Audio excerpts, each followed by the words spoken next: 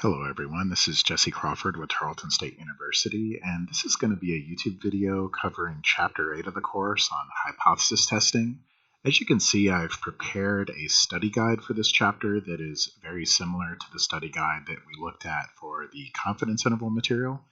Now, you'll notice that this study guide roughly has two important parts. So the front page is just a very general overview of hypothesis testing and some of the key ideas that come into play with hypothesis testing, like the difference between one-tailed and two-tailed tests, the difference between a z-test and a t-test, information about rejecting H0, and there's also a bit here about type 1 and type 2 errors. I would say that this is a fairly low priority for us. I may discuss this a bit at the end of the video. This is not huge, but if you really want to understand hypothesis testing, this is sort of essential to really having a good conceptual understanding of what we're doing. Now, in addition to this first page, I also have included a single page for every different type of hypothesis testing procedure that we're going to go over. And just like with the confidence interval study guide that I gave you guys, there's information on how to conduct the test, and then there's an example in each case. What I'm planning to do here is go over the general perspective and then go through these individual examples with you. But before we can really get started, I do think we want to look at an example, because a lot of this stuff on the first page is not really going to make that much sense unless we look at an example. So let's go ahead and look at this first example on page 2. Okay, so this says, consider a population of men whose average weight mu is unknown, and assume the population standard deviation is 30 pounds. In a random sample of 2,000 men from this population, weight is 181.6 pounds. Perform the following hypothesis test at the alpha equals 0.05 significance level. And then the hypothesis test that is given is right here. So the way that we read this hypothesis test is we say that this is H0 mu equals 180 versus HA mu not equal to 180. Now, again, in the context of this problem, mu is the average weight of the men in this population. So mu is the population mean. Now, that population mean mu is either equal to 180 or it's not. So one of these statements is true and the other one is not true. We don't know which one is which right now. And so essentially, the way you can think of these two things is each one of these represents a competing hypothesis that's describing what we actually know about the population mean, what actually is true or what isn't true. These are two competing hypotheses, and they have a name. The one on the left is called the null hypothesis, so H0 is called the null hypothesis, and the one on the right is the alternative hypothesis. That's why there's a little subscript A here. So this is the alternative hypothesis. Now you might say, why are we focusing in on 180? Well, this is just the question. This is just what the problem asked us to do. It says, conduct this hypothesis test. But you can imagine a situation like a clinical situation where you actually, for whatever reason, specifically care about the value 180 for some reason or another, and you need to conduct this test. Okay, so that's kind of the first thing. It's just this idea of what is a hypothesis test? A hypothesis test has a null hypothesis and an alternative hypothesis. And our goal on this problem is to use the data that's given to us in the example. And based on that data, we are either going to reject the null hypothesis or we will not reject the null hypothesis. Now, generally, it's not really a good idea to say that you're going to accept the null hypothesis. Some books say this. It's really not correct to do that. You should either reject the null hypothesis or not reject the null hypothesis. Now, there is another important parameter in this problem. You'll notice it says we're going to use an alpha equals 0.05 significance level. And in a way, this kind of corresponds to the confidence level that we had when we were doing confidence intervals. In fact, if you think back to confidence intervals, we would always take the confidence level and subtract that from 1, and we would call that number alpha. So for example, if we had a confidence level of 95%, we would do 1 minus 0.95. That would give us an alpha of 0.05. And that really is pretty accurate here, that when you see a hypothesis test with an alpha of 0.05, there is some sense in which that sort of corresponds to a confidence level of 95%. Now, what does alpha really represent? Well, if we come back to this slide, this says that every test has a significance level alpha, and generally alpha is a small number, like alpha equal to 0.05. And when you're doing a hypothesis test, there are really two types of mistakes you can make. There are two types of errors that can occur. One thing that you can do is whenever H naught is true, you can reject H naught. Obviously, that's an error. If H naught is true, we don't want to reject H naught. So if we do that, that is an error, and it's called a type 1 error. So this is one of the types of errors we can make when we do a hypothesis test. The other type of error we can make is whenever H naught is false, we can fail to reject H naught, and that will also be an error, which is a type 2 error. Now, the probability of making a type 1 error, that's actually what alpha is. And again, because alpha is generally a small number like 0.05, that means the probability of making a type 1 error is going to be small. The probability of making a type 2 error is quite a bit more complicated. That requires something called a power analysis, and we're not going to cover that in today's video. That's beyond the scope of this video, but that might be something that we can get into later in the course. Okay, so again, the setup for hypothesis testing is basically the following. We are given a hypothesis test to perform, which is a null hypothesis versus an alternative hypothesis. We're given a bunch of data in the problem, and we're also given a significance level. And with these three ingredients, we can tie this all together to do the hypothesis test. So now that we've seen all of this, I do want to go back to this first slide and just go over the big principles. Let's talk about these, and then we'll go case by case through each of the different types of tests and talk about them.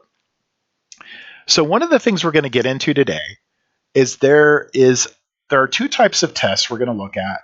There's a one-tailed test and two-tailed tests. Any hypothesis test you do is going to be one of these, one-tailed or two-tailed.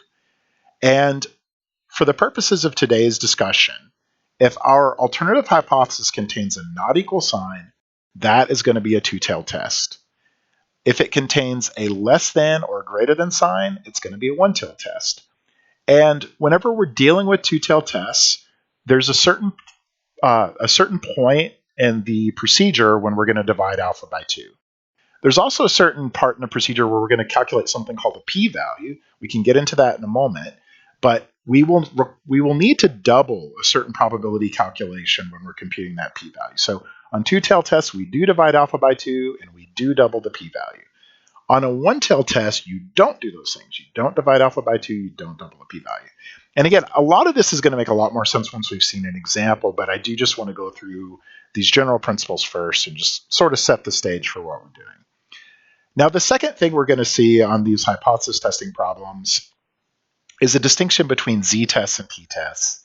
And generally, z-tests are used for large sample problems involving population means or proportions. When we're doing a z-test, we just need to keep in mind that z really stands for standard normal. So we're going to be using the inverse norm command to get the critical values, z alpha and z alpha over 2. And we will use norm CDF to find p-values. By the way, another name for p-value is observed significance level. So if you see that's just another word for p-value. And we'll have an opportunity to say what a p-value is in a moment.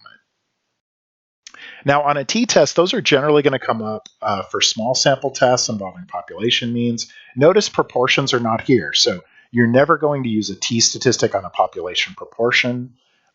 It's generally for small sample involving population means. Well, t-tests are going to involve the t-distribution. So that means you're going to use inverse t or a t-table to find your critical values, t alpha and t alpha over 2. And you'll use a t-CDF to find p-values. The last thing here is we said a moment ago that on each problem we're either going to reject H naught or we will not reject H naught. The question is, when do you do it? Each test that we look at is going to define a rejection region, and we are also going to compute a test statistic. If our test statistic is in the rejection region, we will reject H naught. If our test statistic is not in the rejection region, we will not reject H naught. Now, a moment ago, we were talking about calculating something called a p-value. It turns out you can actually make a decision about rejecting H naught using the p-value. If your p-value is less than or equal to alpha, reject H naught. If your p-value is greater than alpha, don't reject H naught. And these two methods are completely equivalent. So if you're worried about, well, which one should I use? Like, am I going to be getting into a bad position if I do one of these instead of the other one? That's not a concern. If you use the first set of procedures, the result you get will be exactly the same as if you use the second set of procedures. By the way, this is a really good opportunity to talk about kind of what a p-value means. You notice this says if p-value is less than or equal to alpha, we reject H naught. Now, keep in mind, alpha is a small number. Alpha is like 0.05. So if p-value is less than or equal to alpha, that means it's small. And when we have a small p-value, we reject H naught. In other words, small p-values are evidence against H naught. And actually, the smaller the p-value is, the stronger the evidence is against H naught. And that's really a good way to interpret what a p-value is telling you.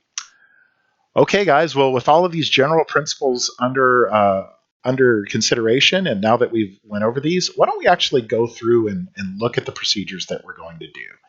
So basically, hypothesis testing is pretty straightforward once you kind of have the general idea under control.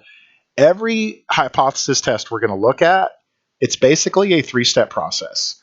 You're going to calculate a test statistic.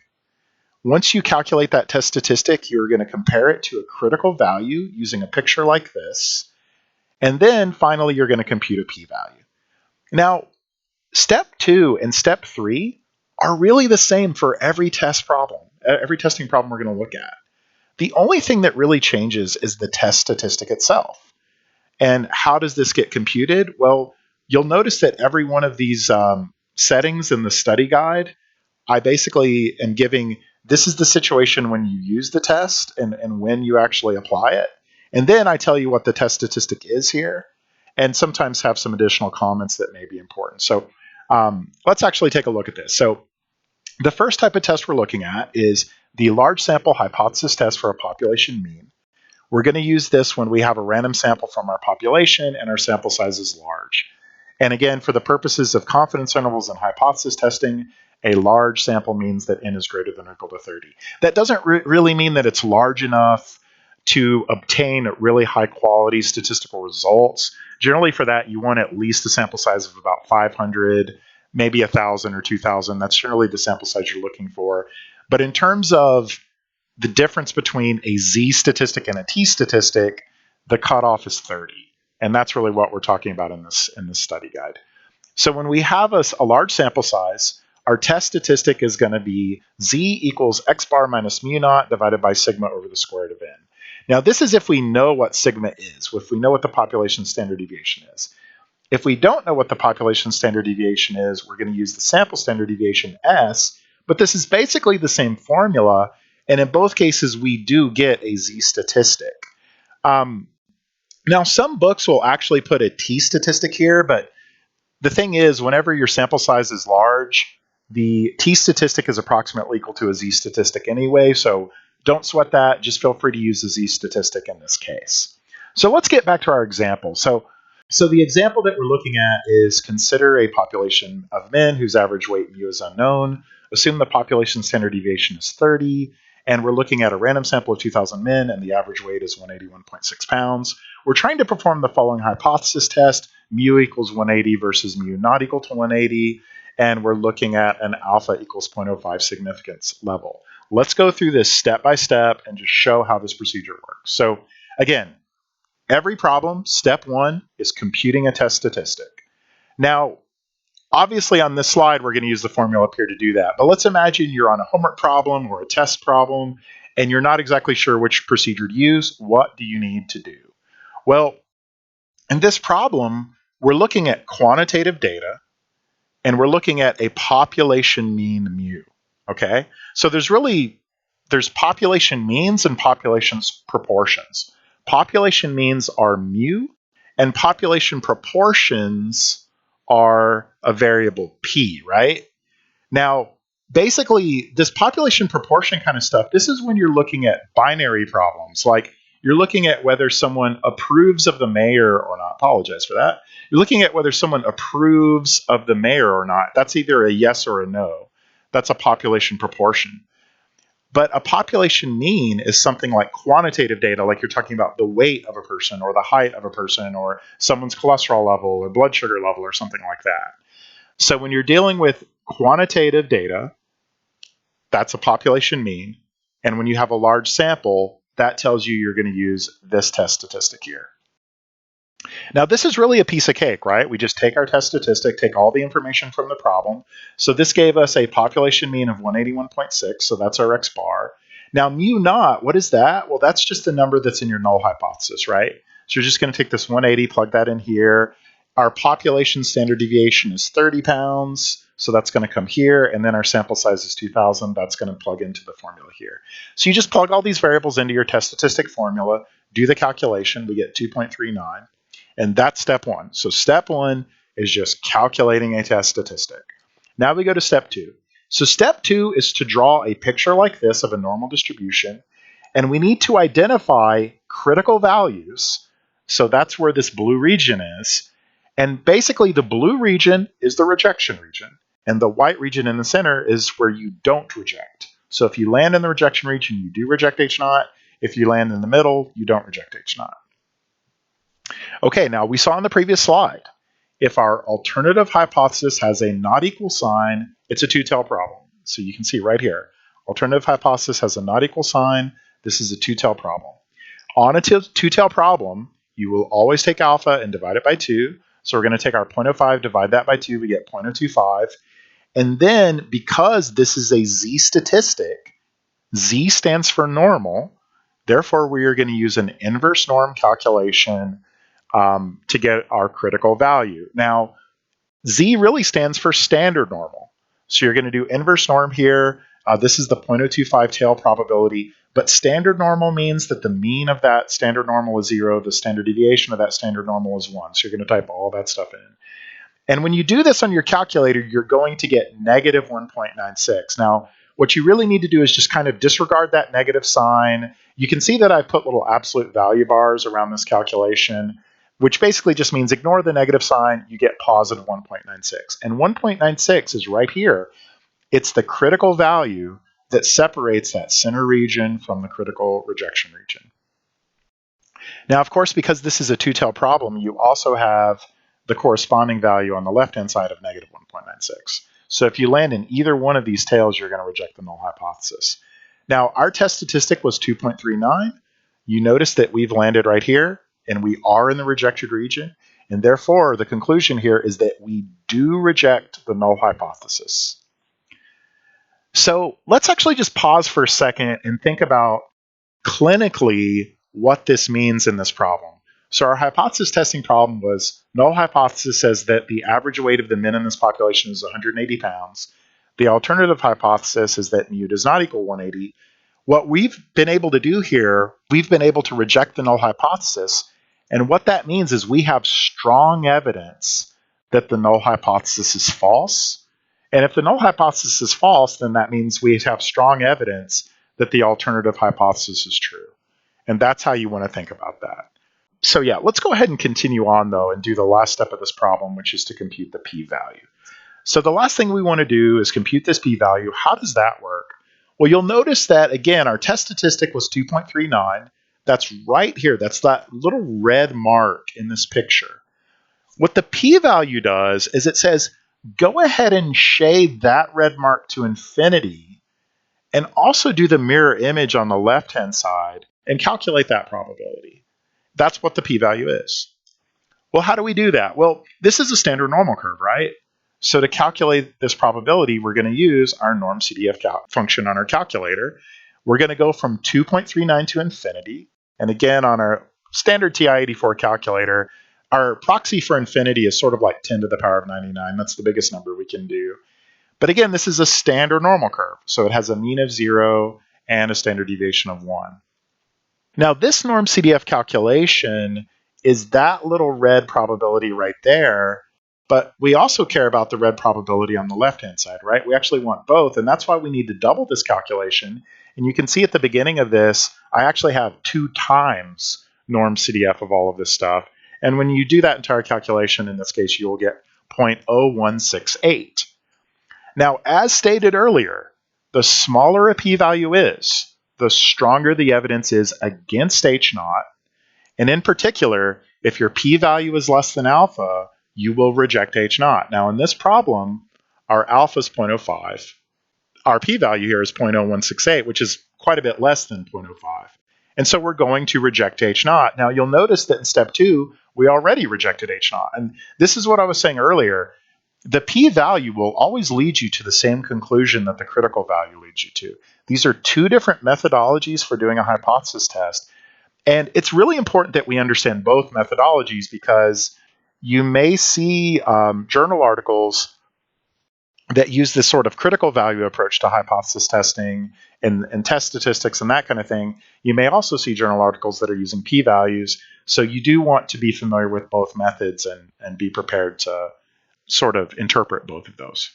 Okay, but that's it. That's it for this first example, guys. Pretty straightforward. We just take the data in the problem, use that data to compute a test statistic.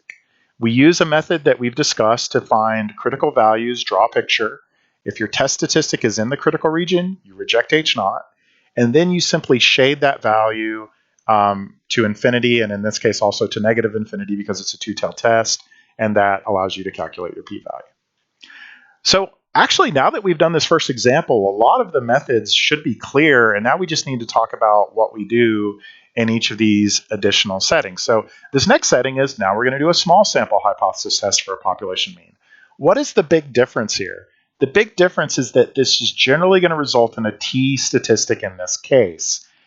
Now, to be more precise, the t statistic occurs when your samples, when your population standard deviation is unknown and you have to deal with the sample standard deviation s. If you actually know the population sigma and you can put that in here, it actually is still a z statistic, but this is usually not going to happen. I'll just tell you that. Most of the time in a real problem, this is where you're going to be, and you are going to have a t statistic. Now, as a reminder, we know on any t statistic we have degrees of freedom. And then this simple situation, it's just going to be n minus 1 right here. All right, let's look at a problem. So this says, according to an environmental regulation, mean emissions from vehicles must be less than 20 parts per million of carbon. In a random sample of 25 cars of a certain type, the average emissions level was 19.47 parts per million, with a standard deviation of 1.78 parts per million. Assuming the population is normally distributed, test whether the average emissions level of this type of car is less than 20 parts per million using a significance level of alpha equals 0.05. Now you might be wondering, why did it mention this thing about assuming the population is normally distributed? And the reason this is important is because on a small sample hypothesis test, it's actually only possible to perform it whenever your population is normal. So this assumption is necessary on this type of problem. If we go back to the large sample problems, that doesn't require the population to be normal, because when you have a large sample size, there's a mathematical theorem called the central limit theorem that steps in and makes it to where you don't need to worry about that in that situation. Okay, let's do our three-step process here. So step 1, we are going to calculate our test statistic. You'll notice this t statistic, it's really just the same formula we used on the previous slide. So you just take your sample mean, 19.47, that keeps popping up, but we'll take our sample mean of 19.47 here. We're going to take mu naught is the 20 from our null hypothesis. Our standard deviation is 1.78, and our sample size on this problem was 25. Plug all that in, we get a test statistic of negative 1.49. Then step 2, we go to critical values. Now on this problem, our alternative hypothesis has a less than sign. So if you see a not equal sign, it's a two-tail problem. If you see a less than or a greater than sign, it's a one-tail problem. So this is a one-tail test. And because it's a one-tail test, we do not divide alpha by 2. We just leave alpha alone. So alpha on this problem is 0.05. Now, because this is a t-test problem, we are going to use either an inverse t command or a t-table to get our cutoff value. And again, we care about our degrees of freedom. Our degrees of freedom here is n minus 1, which in this problem is 24. So you would just do an inverse t calculation. Again, don't divide your alpha by 2, right? It's just 0.05, 24 degrees of freedom, get rid of the negative sign, and you're going to get 1.711. And this is going to happen if you do inverse t or a t-table. This is what you're going to see. So now let's draw a picture of this. Now, notice that this picture only has one tail, right? This is a one-tail problem. It's not a two-tail problem. So the question is, which tail are you looking at? The tail that has the rejection region is going to be the one that corresponds to the alternative hypothesis. If this alternative hypothesis says that mu is less than 20, that is going to be on the left tail.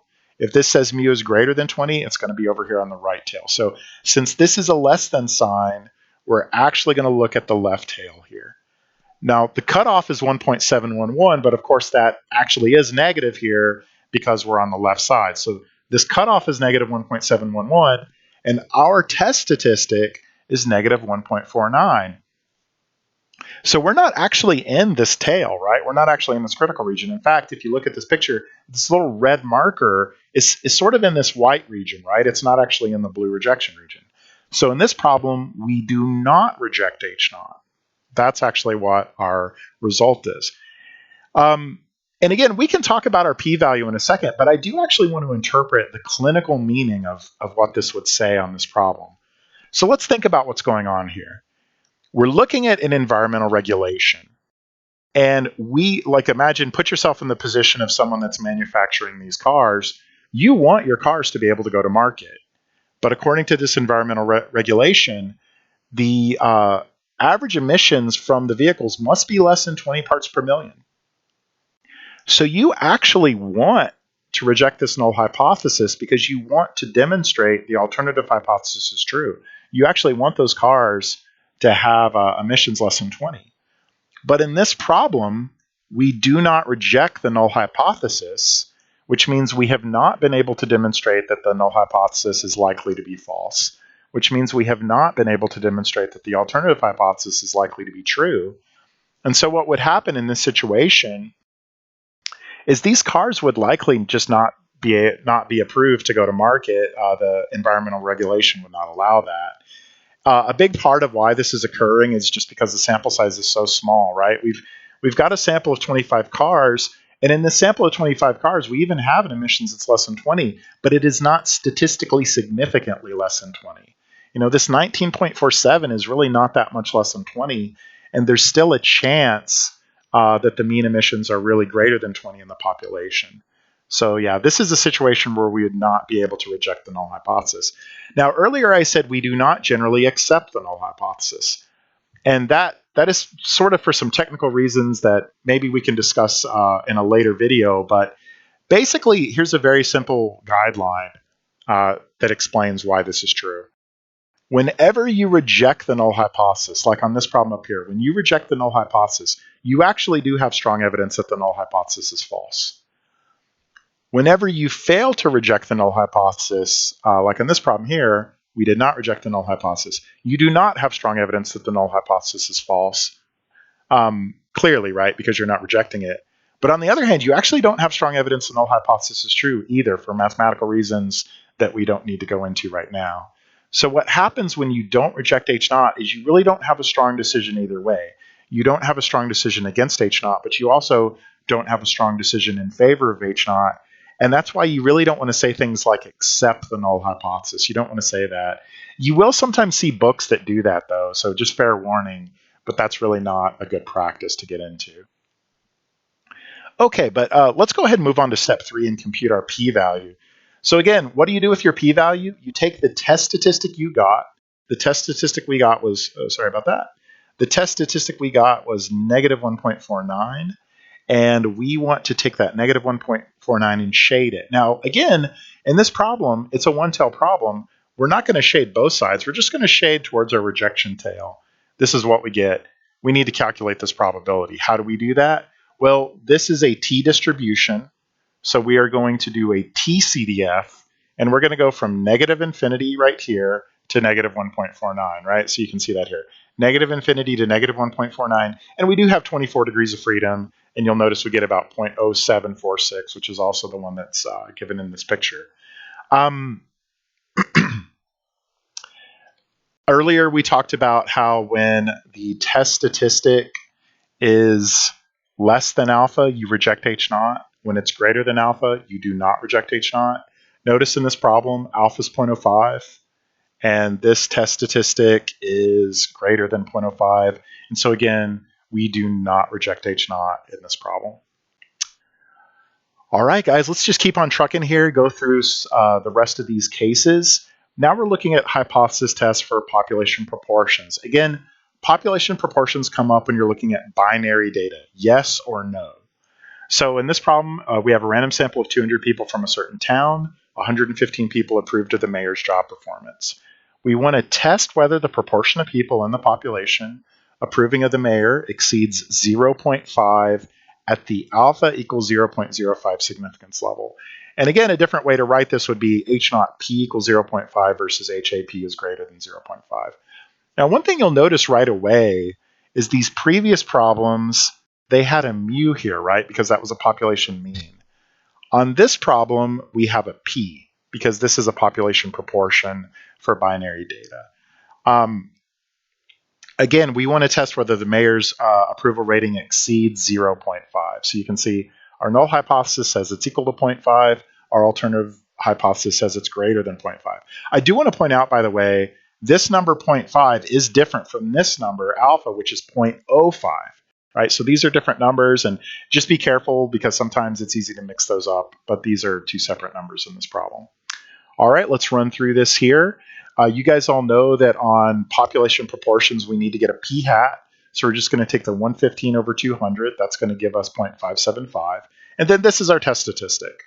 So we're just going to have 0.575. That's the number we just got. And then this is minus p0. So that's 0.5.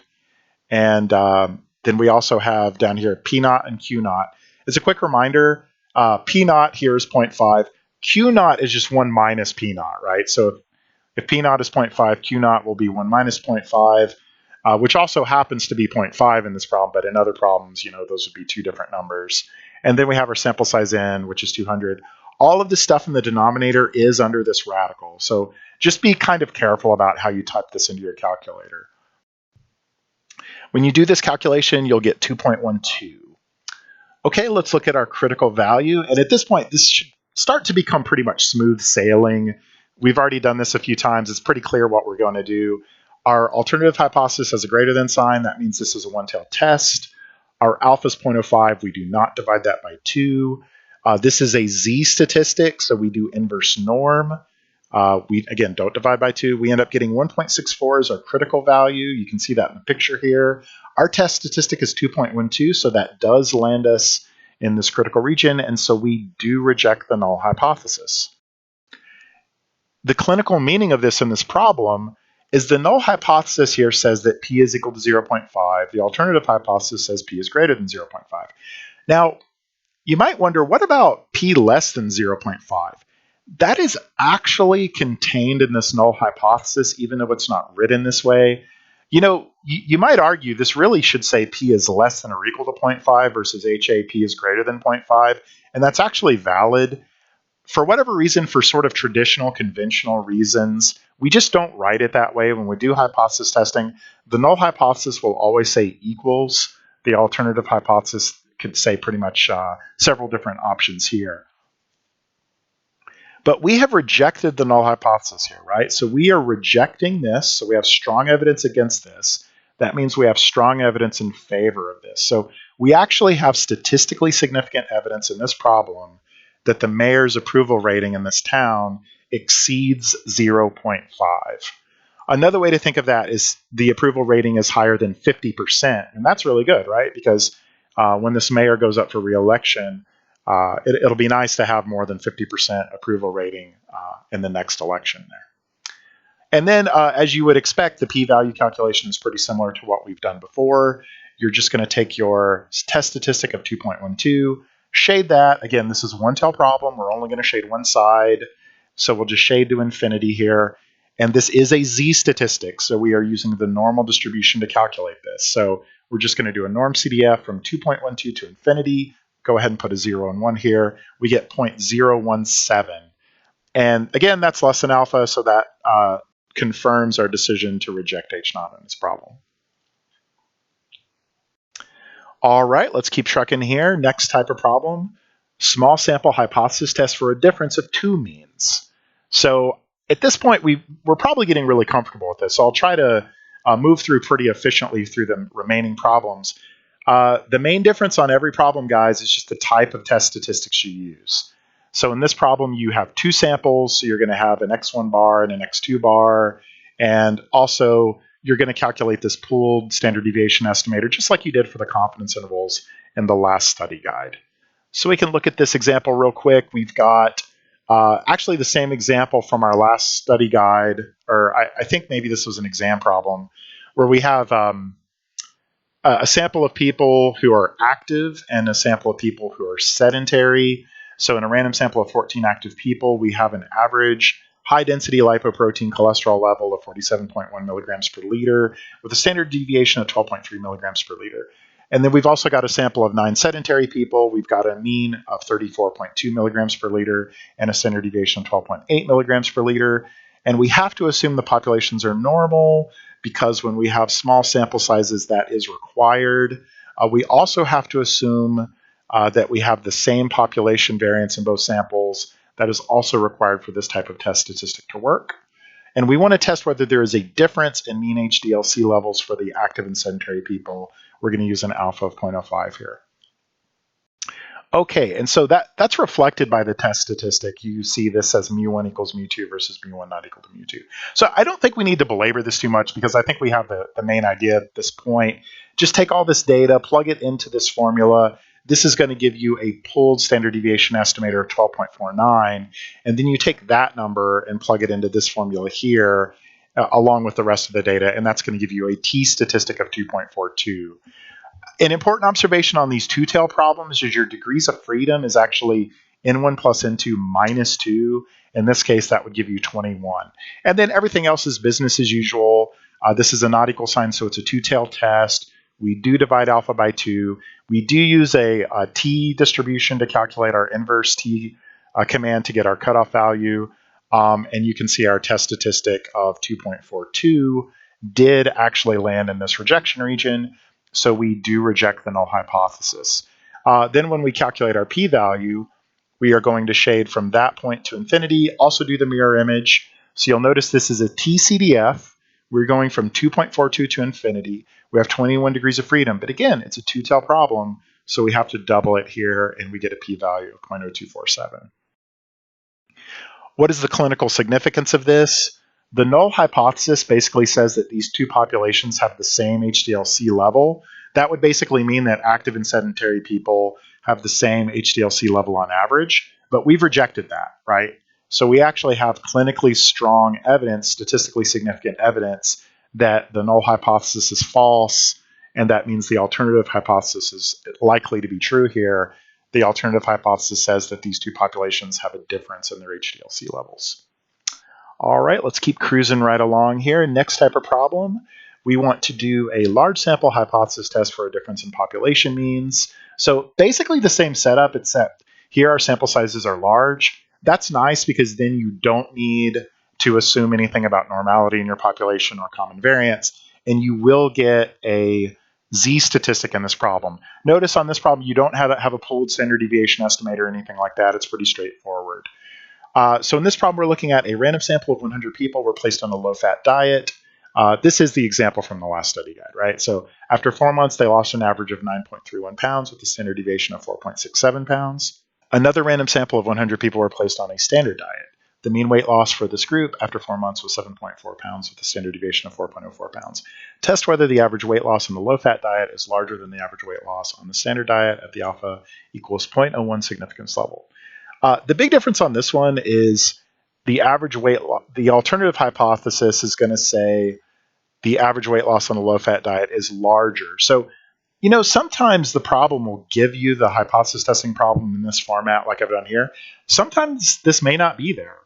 And if it's not, what you do is you look at what it's telling you to test. This says test whether the average weight loss on a low-fat diet is larger. This is really your alternative hypothesis. That's how that works. So this is going to go right here. So you see this says mu1 is greater than mu2. And again, for conventional reasons, we always put an equal sign in our null hypothesis. All right, so we do have large sample sizes here. We have 100 in this sample. We have 100 in this sample. Just use this formula, straightforward, plug it in. We get 3.09. This is a one-tailed test, so we do not divide alpha by 2. Although this is a new alpha. We haven't seen this yet. This is an alpha of 0.01. Not going to divide it by 2. This is a z-statistic, so we're going to use inverse norm. We're going to get a cutoff of 2.33, and this is our picture. Our test statistic is 3.09. That is in our critical region, so we do reject the null hypothesis. Clinically, what that means is we reject this. We have strong evidence in favor of this, and so that would be strong evidence that the low-fat diet does produce better weight loss results than the standard diet. Same idea for our p-value. We're just going to shade from 3.09 to infinity. Don't double it, right? This is not a two-tail problem. So we'll just do a norm CDF from 3.09 to infinity, and we get 0.001. So this is actually quite strong evidence. Again, the smaller the p-value is, the stronger the evidence is against H0. And this is really small. It's less than 0.05. It's even less than 0.01. This is very strong evidence against the null hypothesis. So let's go to this one. So this is a paired hypothesis test for a difference in population means. So on the previous problems, we were looking at completely independent samples. Like in this problem, we're just looking at a sample of 100 people on a low-fat diet and then a completely separate set of people. Notice this has another random sample of 100 people on a standard diet. Those are just completely statistically independent samples. In this setting, we're talking about paired data. And again, this is very similar to what we discussed on the confidence interval study guide. So we're looking at pairs of data here, and we're going to do a very similar process that we did on the confidence intervals. We're going to calculate these differences. D is equal to x minus y. Once you calculate these differences, you compute the mean of D, which is D bar. The standard deviation of D is S of D. And then this is your test statistic. If your sample sizes are small, you're really going to treat this as a t-statistic, and you're going to have n-1 degrees of freedom.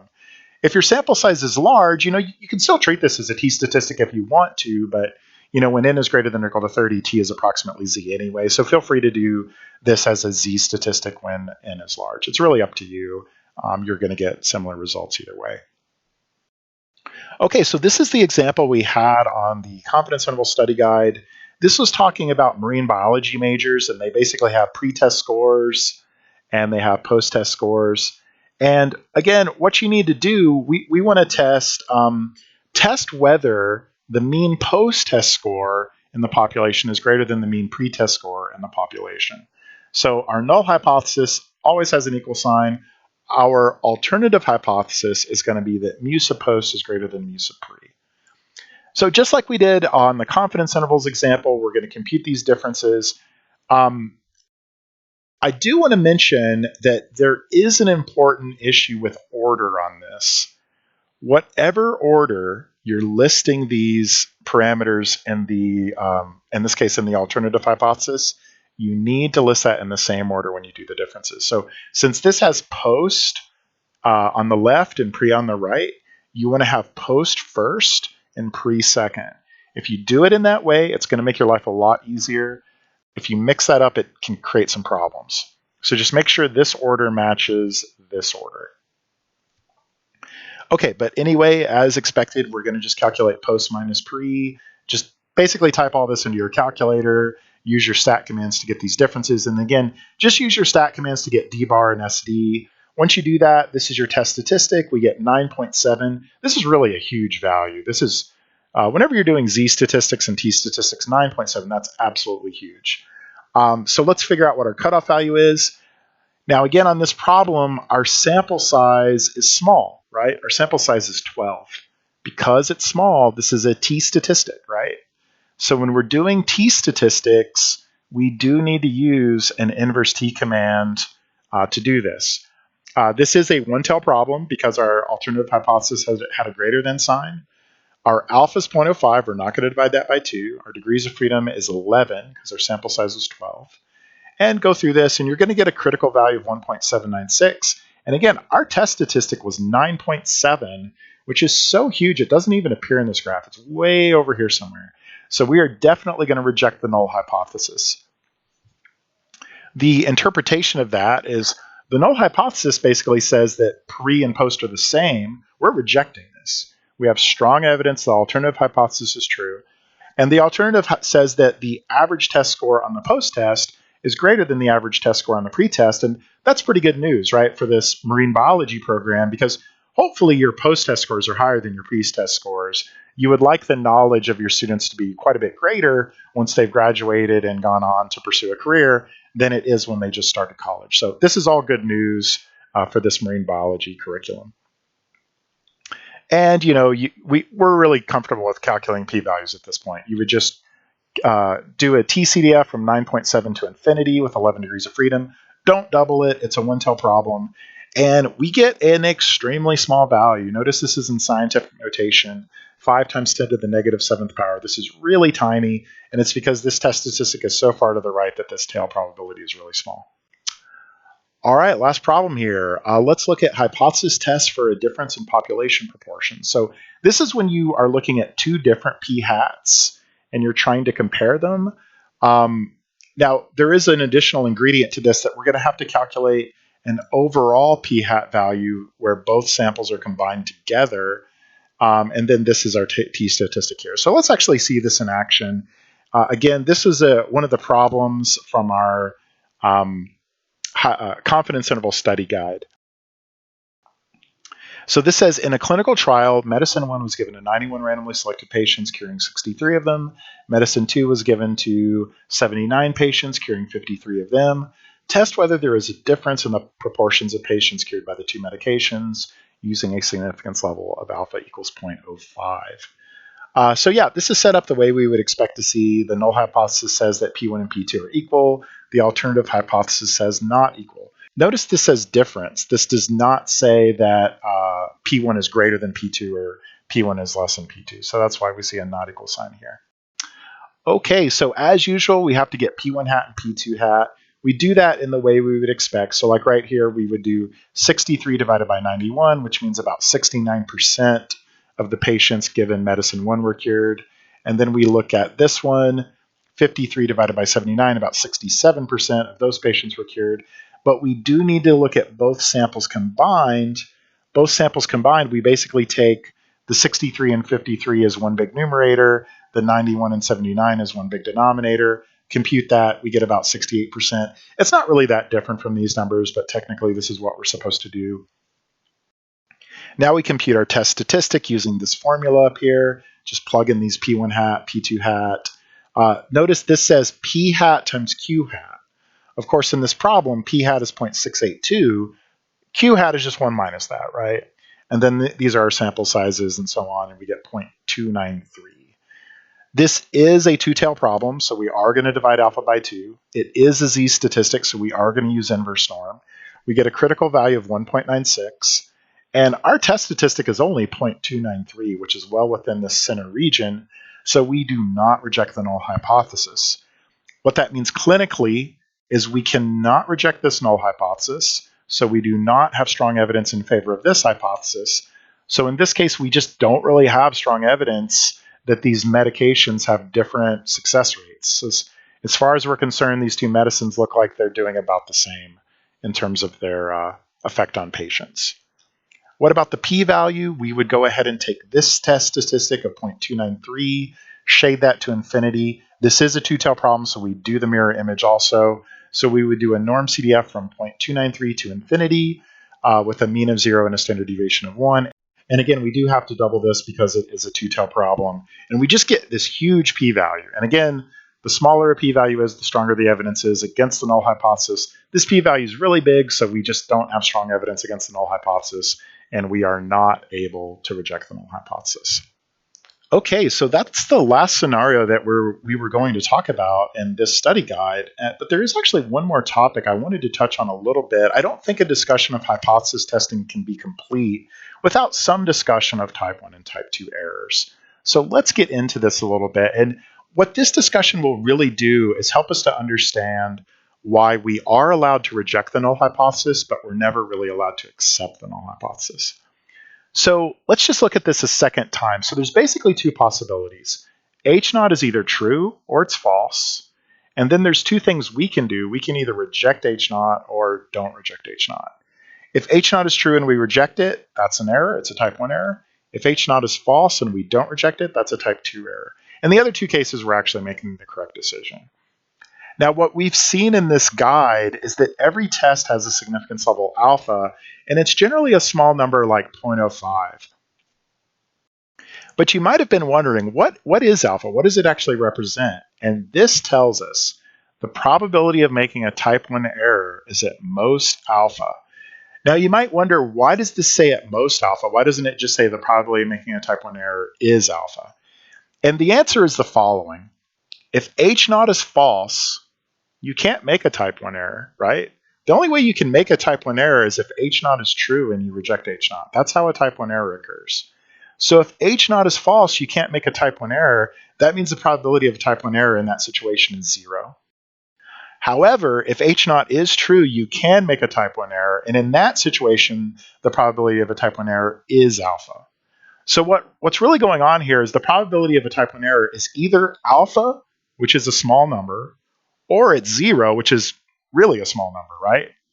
And what that really tells us is the probability of making a type 1 error is small.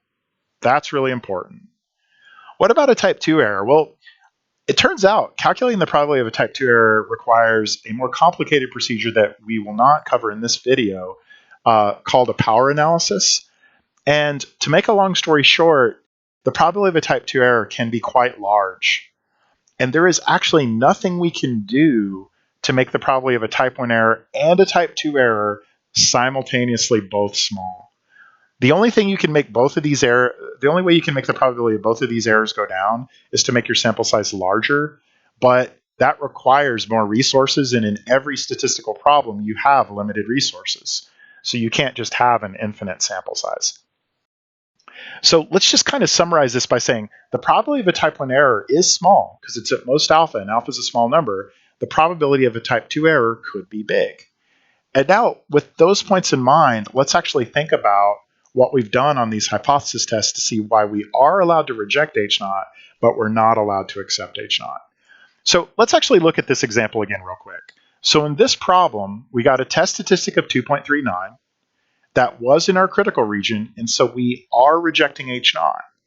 And what I said in this situation is that, yeah, we can be quite confident that H naught is really false, and we really can reject it in favor of the alternative hypothesis. But why is that really possible? Why are we allowed to do that? Well, let's think about this. We're rejecting H naught, right?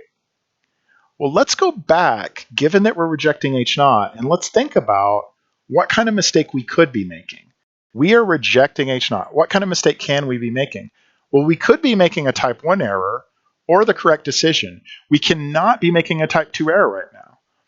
But the probability of making a type 1 error is small. It's at most alpha.